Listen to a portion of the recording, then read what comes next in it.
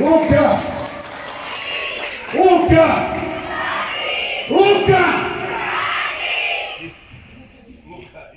Zato, djeca moja, bavite se sportom kao što se naš mali Lukica bavio sportom nakon rata u Tuzli.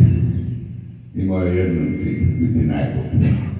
Vi nemate tu nesreću na susreću, zaboravljate i nemojte zaboraviti ako ne zna netko šta je živio. Ali, danas uživajte u sportu, učite i budite najbolji. Možda nećete biti profesionalni sportaši, ali naučit ćete biti najbolji u svemu onom što vas u životu čeka.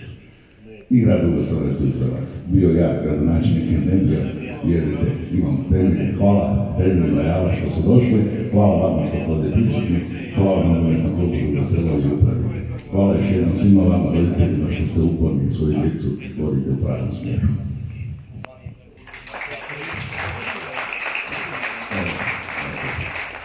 Ovim je dan